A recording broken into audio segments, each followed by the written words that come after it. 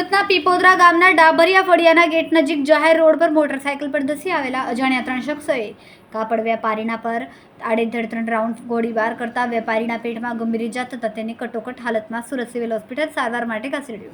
જેની ગોળી મારવામાં આવી તેની સાથે અંગત અદાવત હશે અથવા તો પૈસાની લેતી દેતી હશે.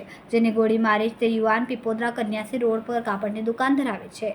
આ દુકાનદારને નિશાન બનાવીને ધડાધડ 3 રાઉન્ડ ફાયરિંગ કરીને અજાણ્યા 3 યુવાનો મોટરસાયકલ પર પલકવારમાં ભાગી છૂટ્યા હતા. બનાવની જાણ થતાં જ પાલોદ, કોસંબા અને સુરત જિલ્લા પોલીસ ઘટના સ્થળે દોડી આવી, પરંતુ આરોપી ભાગી છૂટ્યા હતા.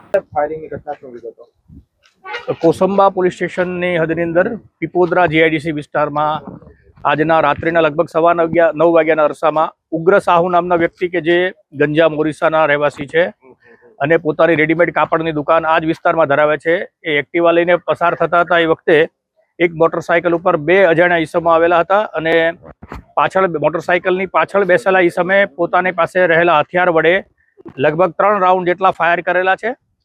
આ ફાયરિંગની ઘટનામાં ઉગ્ર સાહુ નામનો વ્યક્તિ ઈજાગ્રસ્ત થયા છે અને પેટના ભાગે અને પીઠના ભાગે ગોળી વાગી છે. ઈજા પામનાર વ્યક્તિને સિવિલ હોસ્પિટલ સુરત ખાતે સારવાર માટે મોકલેલા છે. બનાવવાળી જગ્યા ઉપર કોસંબા પોલીસ, LCB, SOG અને બાજુના કિમ પોલીસ સ્ટેશનના અધિકારી કર્મચારીઓ સ્થળ ઉપર આવી ગયા છે. આ ઘટનામાં સંડોવાયેલા આરોપીઓને પકડવા માટેની નાકાબંધી કરવામાં આવી છે અને પકડવા માટેની તજવીજ ચાલુ છે.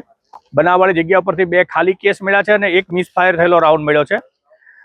આ ઘટનામાં જે સંડોવાયેલા ઈસમો છે તાત્કાલિક ધરપકડ કરવામાં આવશે. હાલમાં આ બનાવનું કારણ કે વ્યક્તિ કોણ ફાયરિંગમાં સંડોવાયેલા છે એની હકીકત મળી નથી, પરંતુ પોલીસ દ્વારા સઘન અત્યારે શોધખોળ ચાલુ છે અને ગુનાનો FIR કરવા માટેની પ્રક્રિયા ચાલુ છે અને નજીકના ભવિષ્યમાં આરોપીઓ પકડાઈ જશે એવી સંપૂર્ણ આશા છે.